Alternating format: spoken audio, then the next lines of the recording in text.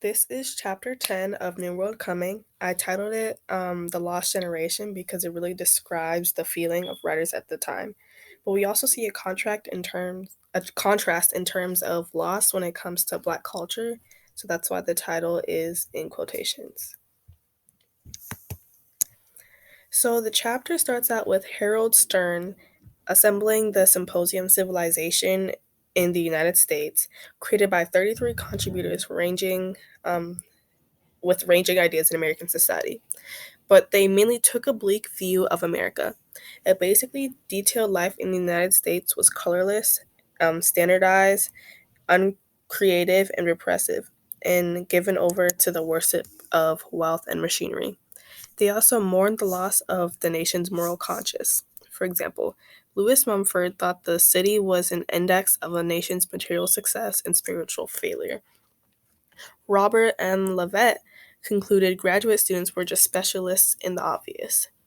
Stern, though, ultimately believed the young intellectual had no future in the country of hypocrisy and repression. While these people took a bleak view to the United States, there was actually some flourishing in the arts. Literature, art, and music were undergoing a great period of creativity. For example, Eugene O'Neill was revolutionary um, and rising in theater. Zora Neale Hurston was um, rising as well, and Jean Toomer and others were also being published. George Gershwin was incorporating jazz rhythms into opera and symphonic music. Georgia O'Keeffe was painting beautiful portrayals of New Mexico, the deserts, and other areas of the United States. You can see her flower painting in the middle, and that is Zora Neale Hurston at the bottom and Harold E. Stern's house at the top. Um, there was also advancements in sculpture, with Robert Garrison adapting Impressionism to American sculptures. Nonetheless, with this bleak view of the United States, many American writers such as Nathaniel Hawthorne and Henry James and Edith Wharton flew to Paris. The French Lime Pier on the Hudson River side of Greenwich Village was increasing in numbers, and many artists, writers, and poets and their girlfriends left America to move there. One of the most famous of these people is Ernest Hemingway. He originally had letters of introduction from Gertrude Stein and Ezra Pound, and a commission from the Toronto Star to feature articles and be paid at low rates. On his own time in the mornings, he went to a cafe and laboriously created his own writing style that strung together simple words together to create complex emotions. Along with other great writers, Paris produced some of the greatest works. The Sun Also Rises, A Farewell to Arms, The Great Gatsby, Tender is the Night, The Sound and the Fury, The Maltese Falcon, and the trilogy USA. As the poet Archibald MacLeish noted, and I'm quoting the book here, the 20s was the greatest period of painting and music and literary and artistic innovation since the Renaissance, which directly contradicts the feelings of the authors. John Dos Passos also captured the excitement of Paris, saying, and I quote, "We were groggy with theater, and Picasso was to rebuild the eye of Stravinsky. Stravinsky was cramming with the Russian steppes into our ears. Currents of energy seemed to be breaking out everywhere as young guys climbed into their uniforms. Imperial America was shining in every direction. The countries of the world stretched out starving and angry, ready for anything turbulent and new." With those two quotes, they basically sum up the whole exit to Paris and the feelings of the expatriates. Americans in France lived, drank, and smoked and did whatever they wanted. With the extra freedom of expression, gays and lesbians were able to express themselves. Many Americans were only there temporarily, or they just came and went, or they came back and forth between the States and Paris. But some authors, such as Fitzgerald or Dos Passos or Thomas Wolfe or Kay Boyle, spent considerable time in Paris. They left the country to back up and broaden their view of America. Many were repelled by the cold and materialistic commerce culture seen in Coolidge prosperity. One of these writers took an unfavorable view to America and the current world. One of these writers who took an unfavorable view to America and the current world was T.S. Eliot. His book, The Wasteland, had a considerable influence on the post-war generation. Hemingway saw him as pretentious, though. Eliot was a native of St. Louis and was a member of the Harvard class of 1910. When World War I started, he volunteered for the U.S. Navy but was rejected for poor health. He had an unhappy marriage and suffered from anxieties and a nervous breakdown, during which he wrote The Wasteland. He converted his emptiness, or the spiritual emptiness following the war, into a metaphor for the entire modern era. And that was a quote from the book. Now, unlike many of the other authors mentioned, Fitzgerald was famous when he went to Europe. The Side of Paradise, Flappers and Philosophers, and Tales of the Jazz Age all made him a success story.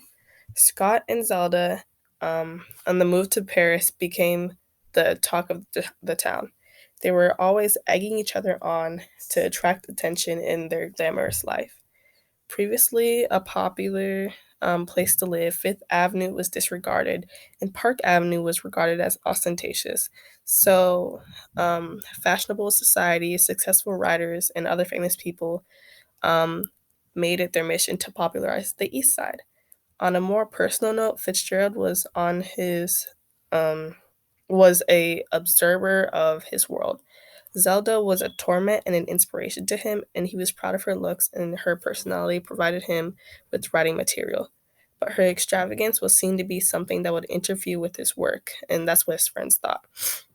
Zelda ran through money quickly, and they were always broke.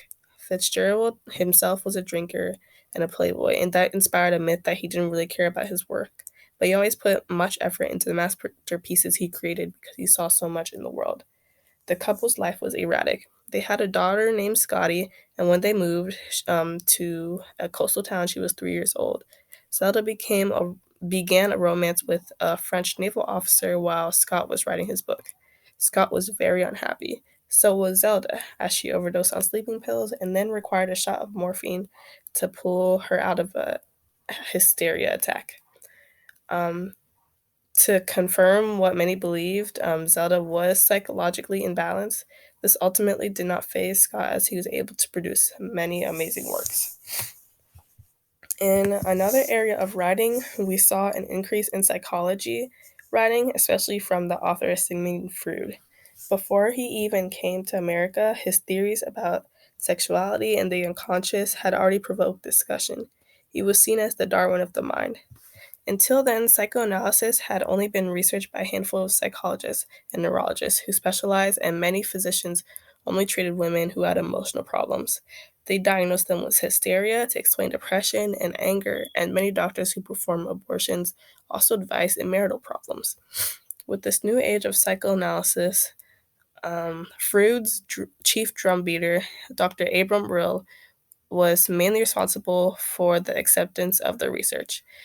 He went to many universities and associations and lectured on Freudian views. Um, the leading magazine of the day, The Forum, introduced Freudian doctrines to general readers. This helped the genre of psychoanalysis books such as How to Psychoanalyze Yourself and Sex and Psychoanalysis. This familiarized the public with ideas of the unconscious, sexuality, and repression. This also helped popularize the dramas of Eugene O'Neill, who had obsessive characters and highly charged languages in his plays, and it introduced a lot of people to psychoanalysis that way. His works dived into the depths of human misery and reflected on his own life. He was morphine addicted. His mother was morphine addicted and he was thrown out of prison his freshman year after chasing in women and drinking. He was a gold prospector, a newspaper reporter, an actor, and went to work at sea, all with a suicidal drinking habit. He finally decided to write plays. He wrote Desire Under the Elms, Strange Interlude, and The Morning Becomes Electra, all sexually explicit dramatizations of mother-son attraction, incest, and murder. Um, with all the similarities, O'Neill still refused to acknowledge any obligation to Freud and his ideas. Lastly, or not last, but we move to Black culture that arose during the Harlem Renaissance. If F. Scott Fitzgerald was the person that really emphasized and characterized the 1920s, I would say Langston Hughes is the poet and the person that can really characterize the Harlem Renaissance. He said, "On a bright December morning in 1921, I came out of the subway at 135th Street and Lenox into the beginnings of the Negro Renaissance. Harlem really was the cultural and intellectual life of Black America in the 20s. Artists such as uh, fellow poets County Collin and James Weldon Jones, and novelists such as Claude McKay, Rudolph Fisher, Jessie Fawcett, and Zora Hurston, and philosopher Alan Locke were the best known of hundreds of men and women who flocked to Harlem to join this colony. This Negro spirit seen in Harlem was part of the legacy of Marcus Garvey. The spirit was kept alive in parties hosted by Alelia Walker, the daughter of Madam C.J. Walker, who became rich for the hair culture through the hair culture business. There were speakeasies such as the Cotton Club that were home for music and black talent, which was mostly jazz. The Cotton Club, partially owned by gangster Owen Madden, upheld the exhilarating and sensuous, vibrant culture of the night. Out of this, we got works such as God's Chillin' Got Wings, which looks at a marriage between a black man and a white woman. Paul Green's Abraham's Bosoms was a play about race relations and the rural South, and it won the Pulitzer Prize for Drama in 1927. The most successful play with a black cast was The Green Pastures, which told the story of the Old Testament, and Ruby Blank and Noble Sisters Shuffle Along led a succession of top-flight African American musical reviews that introduced black stars, such as Florence Mills, Josephine Baker, and Ethel Waters to white audiences. The Harlem Renaissance celebration of urban culture did not sit well with the old black intelligent members of the newly upward middle class. It resented the emphasis on the rawness of black life. Now, lastly, we see that through this age, we saw works of fiction and nonfiction appear. Bruce Barton's The Man Nobody Knows became a best-selling book. In this book, Jesus was the most sought-after dinner guest in Jerusalem because of his vibrant personality. From the other hand, we have nonfiction of this period, and it was on a very high level. In The Rise of American Civilization, Vernon Parrington presented some of the same themes of his massive study of the evolution of American culture.